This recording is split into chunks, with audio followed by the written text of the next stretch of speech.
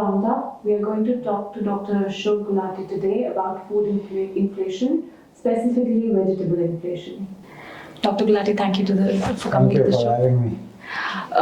We want to talk to you about inflation, specifically food inflation, which has risen and has been on the higher side for a long period of time.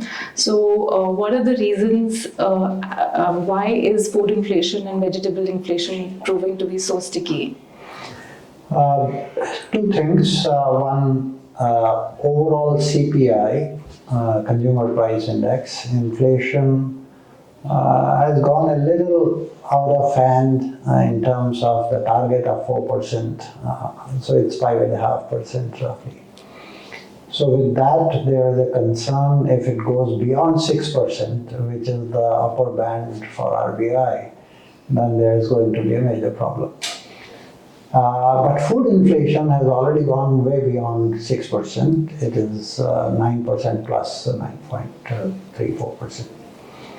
What has gone wrong with that? Earlier cereals were one of the culprits, but now that cereal inflation has been brought down. It's the veggies. Overall inflation in vegetables is almost 36%. And within veggies, when you look at whether it is potato, onion, or tomato, potato and onion are at 65%, 66% inflation rate. And this is extremely high. And even tomato is hovering at 42% inflation rate. And garlic, which gives you other taste, actually is at 70%. So it is the vegetables which have lifted the overall inflation in the country, the food inflation, and also given a lift to the overall CPI. And majority of people in the country, because the weight of food alone is 39.1%, food and beverages is 45.89%. So we have to be concerned with it, and we need to understand the diagnostics behind this. What has happened? The major reason behind these very high prices of vegetables, particularly onion and tomatoes is unseasonal, very late and very heavy rains in western and southern India. You have seen even in Bengaluru now, there is a massive rain right now.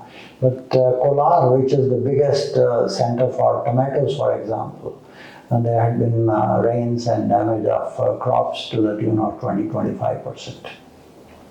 Same thing happened with onion. Onion actually, there are 3 crops of onions, and the rabi onion, which is harvested around April, can be stored up to roughly July, August. So the stocks of rabi onion which is stored are at the fag end. So in September there are hardly any stocks of that, and the new crop is yet to come because of the late rains that got delayed, the kharif crop that comes. So we hope when that crop comes in October, November, the onion prices will start, and prices will stabilize and come down. Another reason behind onion was, you remember they had put export bans on onion when the national parliamentary election was going on. But when the state elections are coming, they are worried because the onion belt, they lost badly during that time. So they have opened up, the restrictions on exports and all that. So that also is a factor and that has contributed to onion. We have to be careful. Onion doesn't have much substitutes, and therefore you remember, Vajpayee government. One of the Vajpayee governments was unseated because of onion prices. So government has to be very careful and concerned with it and try to bring it as early as possible. There are solutions we can discuss, but the fact is unseasonal rains, heavy rains, late rains is one of the major reasons behind this, and stocks have more or less depleted at this time, and that is causing these high inflationary pressures in the country. Dr. Lati, what you're saying explains the current bout of inflation, but what you're saying also tells us that it is a long-term problem. The country has faced this for a long period of time. So, are there any solutions which can take care of this problem in a more more permanent basis? And also, you along with RBI, you've done a lot of study on especially potatoes and onions and tomatoes and other crops. Tell us also about that in this context. Yes, there are solutions possible. One has to focus on those solutions and implement those things. In fact, it was quite some years back, we had interaction with the finance minister at that time, Mr. Arun Jaitley, and this top scheme, tomatoes, onion, potatoes, because every year one or the other is going out of gear and then you keep jumping around. You have to find a solution, and the solutions are possible. So he started off that scheme of top with 500 crores given to that. I was interacting very closely at that time. Unfortunately, they gave it to the Ministry of Food Processing, because processing is one part of the solution. One part of the solution. And so that when, let's say, tomato prices go up, the fresh tomatoes, people all the world over switch over to, tomato puree type of thing. And we need to promote those processed things because their prices are stable. So all suffer, outlets and other places should be using that. Basically, what are you doing? You are putting in the tadka and all that. So you can do that as processed. But those commodities attract high GST and all those, so certain things have to be streamlined. Food processing in this country is still considered as a luxury item for the rich, but actually it can help the farmers because you process it when the prices are at the lowest ebb, and so it will stabilize the prices at a somewhat better price, and when it is at the higher end, then you can use those processed commodities, so substitution item. Unfortunately, in the Ministry of Food Processing, when you give it to a particular bureaucrat, that bureaucrat joint secretary, he is there for 6 months, 8 months, there is no ownership, there is no accountability of these things. So that scheme was, in fact, before you could fix the top, tomato, onion and potatoes, they enlarged it, called it total, all vegetables, this, that. But where is the expertise within the ministry? Who are the people involved? Do they have another Korean type of a person as they had in milk? So you have to have a separate agency which is at arm's length from the government and which has domain expertise, how to fix a value chain. Because it is the understanding of a value chain, and then they can recommend that these are the things that need to be done, and those things have to be implemented. Once that is done, I'm pretty sure that you can avoid this bumpy ride of tomatoes, onion, potatoes on. It's simply that nobody is accountable. Scheme was there, but hardly anything was done. So somebody has to call the shots and ask them why this is happening when you have a scheme. So then there is a knee-jerk reaction, oh, prices are at 100 rupees a kg, we will sell at 60 rupees a kg and we will, so it's a subsidy. That is nuts. That's not a solution. That's when you are burning fingers, then you put some balm and that's all, and then you forget. So that's not a solution that is a medium to long-term solution. I think we have failed to fix the value chains, the hurdles in that, and somebody has to be made accountable for that. Perhaps the political costs of high food inflation are not high enough yet, and that is why there isn't enough pressure to fix the policy. I don't think so. People are very angry. And it can reflect in some of the state level election results also. I'm not sure on that. I mean, if people are buying tomatoes at 80 rupees or 100 rupees a kg, are they happy? Even the middle class is, and forget about those who are at the bottom, they can't afford to buy at that rate. So I remember, we were closely working with Mr. Vajpayee, and at that time, that just on onion prices, the whole government fell literally. So at that time, Political scene has changed, but overall inflation is still, CPI overall is still touching the boundary of 5.5. So if it goes beyond 6%, there is. But Dr. Gulati, clearly policy making is not very satisfactory from what you're saying. But if it could improve, what would your recommendations be specifically? What can be done? And especially drawing from the papers that you have published with RBI on. You know, with RBI, we worked for more than 3 years on short-term inflation forecasting and then how to fix it. And every 2 months before the Monetary Policy Committee, we were doing our analysis. Perhaps for the first time in the country, there was a group from RBI and our team, they were working together.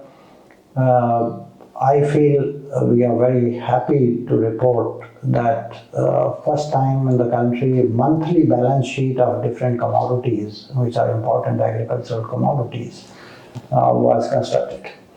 And then that was tested by looking at the past data, whether it can explain the inflation or not. And that is the validation of the model. And then we used to forecast on that basis. And I would say we were not 100% accurate, but most of the commodities we could forecast 70 to 80% probability. You know, and I feel pretty happy. I'm sure somebody will pick up from those papers are in public domain and they can still improvise over it. There is no end to research. But all said and done, I think we felt very happy that we have created a structure and a model. RBI got it peer reviewed and all the 4 papers are in public domain now. At our end, we are now trying to put all those papers plus some other analysis on wheat and rice into a book, which hopefully in early 2025, that book should be in public domain. So what are the solutions? That's where you are coming up with. I'll give you the example of onion. Onion, when it is being stored at the farmer level, and quite a bit of onion is stored at the farmer level. They keep a plinth, they make it, and then they have bamboo around and they put the onion in that. So when it rains, it absorbs moisture and the shoots start coming out of the onion, and that nobody wants to buy. So 25 to 30% is the loss of onion which are being stored by the farmers. Now, if you store in a cold storage appropriate for the onion storage, those losses come down to 5%. So think about this, 30% to 5%, how much onion you have saved in the country, right? But that saving requires investment in cold storages. Farmers don't have the capacity to build their cold storages. Private sector needs to be incentivized, or FPOs. You can have onion FPOs and government can help them to have their own cold storages to do that. And then this Essential Commodities Act and sudden bans and all these things, there will be no need because you will be saving 20% of the onion that is being lost, and that will help you to stabilize the prices. That's one, the buffer stocking policy. The second part of that is onion. What is onion? 80% is water. So you can dehydrate onion, and that dehydrated onion and onion flakes you can use in your tadka, and those dehydrated onions can be kept for 1 year, 2 years even. Right? There are dehydration plants, so you can incentivize them how to create, and then you have to create a market so that when fresh onion is high priced, all the supple outlets type would be selling dehydrated onions. Even in Delhi or Mumbai, people don't know what is dehydrated onion. Now, what the lady at home is doing when she is doing tadka is actually getting the water out and spending 15 minutes, 10 minutes of the cooking gas. That can be done in the factory, and then immediately you can use that. So same thing like in tomatoes, tomato puree, you can do that. In potatoes, it's very interesting. Potatoes can be stored, and Agra is the biggest belt for storage and supplying even to Tamil Nadu and Kerala all the way down. These cold storage, of the 7,000 plus cold storages in the country, 95% storage is for potatoes. Okay? But all those cold storages is nothing else but electricity. They are buying in UP commercial rate of 10 rupees per kilowatt hour. If you put all those on solar, your cost of electricity can come down to 3 rupees, 3.5 rupees per kilowatt hour. Right? Then how much margin you have to play with in terms of cost, and you can bring that price down for the consumer. But again, it requires investment. It's a challenge, but an opportunity also to do investments. So government can incentivize, give them some subsidy, 25%, 30%, whatever. It's a clean energy, and it will bring down the cost of storage, and therefore regularize. Because you need either a buffer stocking policy or a processing policy to stabilize the prices of these. What they are doing right now, buying from one pocket and then selling at 100 rupees you buy and sell at 60 rupees in Delhi, this is just to appease the most vocal Delhiites. That's not a solution at the all India level. Okay, so I think we have to find an all India level solution rather than just keep on appeasing Delhiites. Dr. Gulati, why is this not happening? It is challenging, but it doesn't sound all that difficult. It's not at all difficult. It's not at all difficult. Government policy? Government is not focused on those things, and you need to have perseverance and accountability. They announce schemes, they keep on announcing every 10th day a new scheme, but who is following up on those? How it is being implemented? Can you give me any accountability? What happened to the top scheme? Why it has not worked? Who is responsible? Nobody knows. It's a faceless bureaucracy. One joint secretary comes, he goes after 6 months, 1 year, nobody is responsible. Somebody else comes, he says, it's not my baby. So just distribute money here and there and go away. People have to be made accountable for the outcomes. What is the result? If outcome doesn't come, then why are you putting money in those schemes?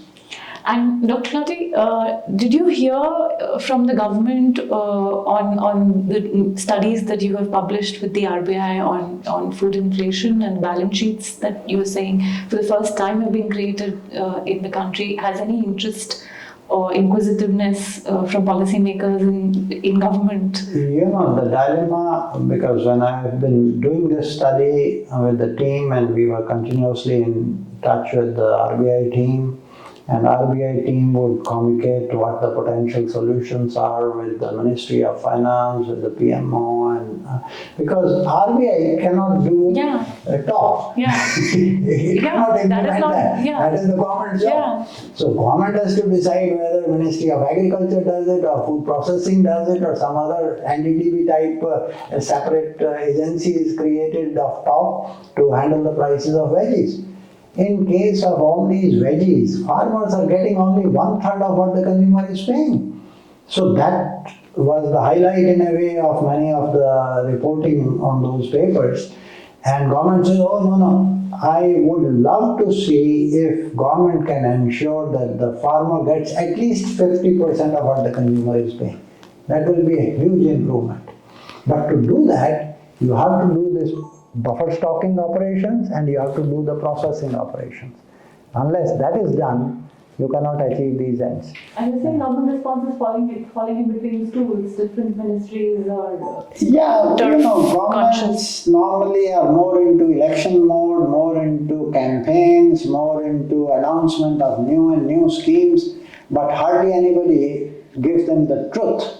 What is happening on the implementation part of those schemes and what are the results of that. There is hardly any evaluation, and within the government system also they hire roadside consultancy organizations to do a study which can speak, oh, government is doing great, this, that. then you don't come to know the truth. And suddenly when this monster comes out, inflation has gone to 60%, 65% in onions and potatoes, then it's a knee-jerk reaction. So you need to find the truth and implement. There is a perseverance that is needed to implement the schemes, and somebody has to be made accountable. The domain expertise needs to be used. Give them 5 years to fix this problem. It cannot be fixed in 6 months. Okay, milk revolution did not come in 6 months. Korean was there, you have who understand the value chain, who was honest, and he fixed the things. So we have failed to fix the vegetable sector. It is very diverse, it's not one commodity. Onion will be treated very differently than tomatoes, and tomatoes will be treated very differently than potatoes. At least in these 3 mega veggies, we need to fix it, and that will be a real tribute to Arun Jaitley, who accepted this and launched this scheme. At one time, PM was saying, I remember one of the rallies he was addressing in Karnataka at that time, that our top priority is top. But what has happened to that top? It has become from top to pot. It's gone in terms of priority to the bottom, unfortunately. Yeah. On that note, thank you so much, Dr. Gulati. Thank you very much for having me.